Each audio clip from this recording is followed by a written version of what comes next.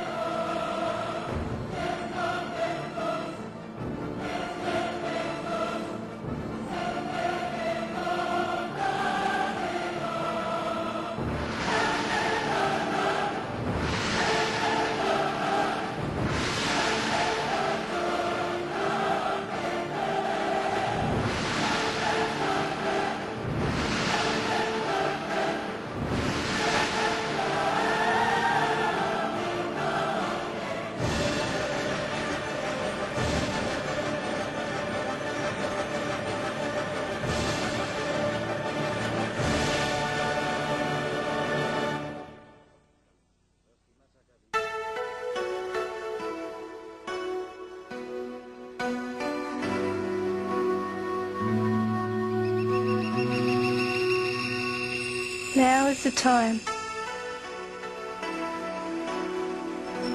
This is the last message before the Christ comes back to earth.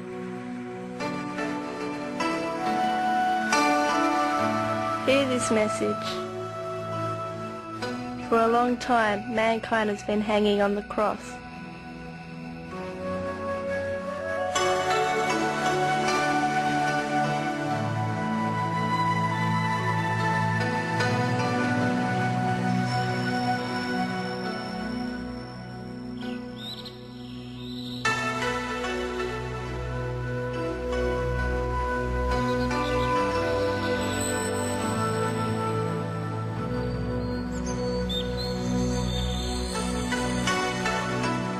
I am the spirit that lives in everything.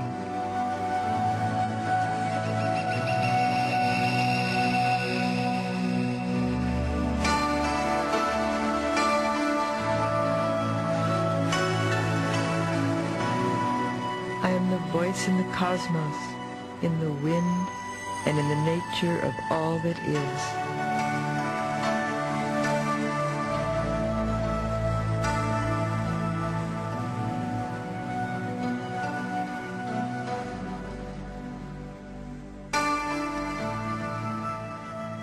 I am also the voice within you, only you have forgotten how to listen to it in silence.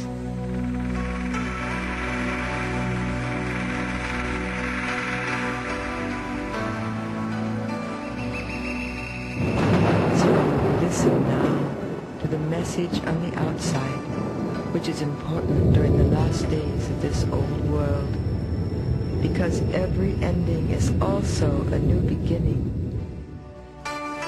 As a spirit of this planet, you are a part of my being, as much as I am a part of you. Through you, I have lived thousands of lives to gather my experiences.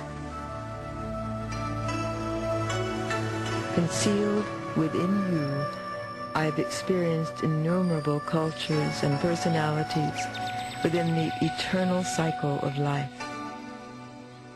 When life reached its peak after having evolved from the minerals through to flora and onto fauna, the snakes of wisdom, the already completed angels, descended in order to grant man his higher inner guidance. Therefore, two voices now lived in each man. Through reincarnating from one to the next life, he felt drawn towards his higher self. Now the time of awakening has come, when each human being can unite with his higher self in order to accomplish his ascension.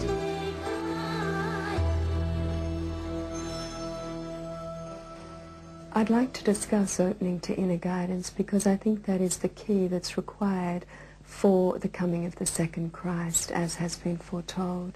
This Christ consciousness is within every single being For the essence of God is what keeps us alive, that pure energy source as discussed by quantum physics. It is imperative at this time that we develop discernment, the ability to discern what is right for us, to listen to our heart, and to feel, to go with our intuitive guidance. What a lot of us are now doing, or becoming aware of the necessity of doing, is really learning to listen to the Christ within, to open up to the inner teacher, to open up to our inner guidance. And the way you do that is, again, simply aligning to the energy that sustains you through breath work, through light work, through conscious awareness and mind mastery. When the sleeping God, the master of all that exists, became conscious of himself, the indefinable split into being and non-being, into spiritual world and material world, into the higher heavens of transcendence and the lower worlds of duality. The cosmos formed with all its dimensions and parallel worlds. The world of opposites, which we call duality, came into being. So there are immortal worlds which never experience change, and there are worlds which experience life through constant change. In order to be able to experience himself in infinite diversity, he created out of himself unlimited part consciousnesses, cosmic monads, who gather infinite possibilities of experience in worlds of duality, for the source of all existence. Every cosmic monad can gather experiences through the world of opposites, also known as polarity. Because such a part of God never descends into the mortal world of polarity, but only has to gather experiences, it separated a part of its universal mind and created the souls, a vessel for the universal experiences. The souls, on the other hand, worked in such a way that they needed many individual experiences. However, they could not identify themselves with these experiences.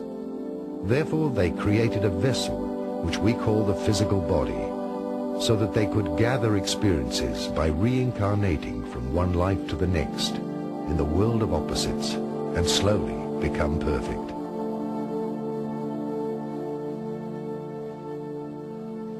This parting is the rising of the cosmic Christ, or the cosmic crystal, which grows during the exhaling cycle of the source.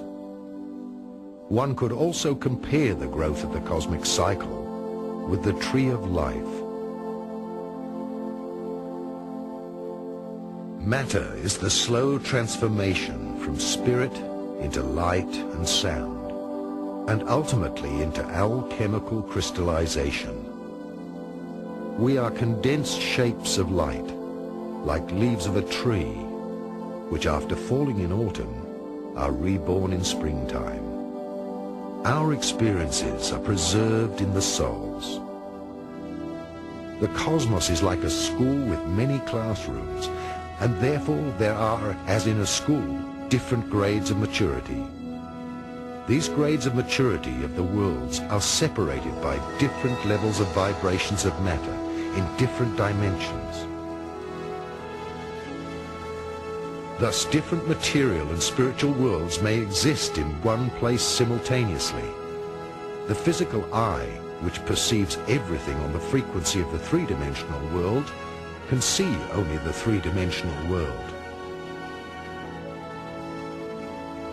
There are 12 planets in our solar system, 7 on the material frequency, which are inhabited by higher developed beings, and 5 inhabited in the spiritual dimensions. Good afternoon. We are here. It is our pleasure to be in your reality once again. We are, of course, the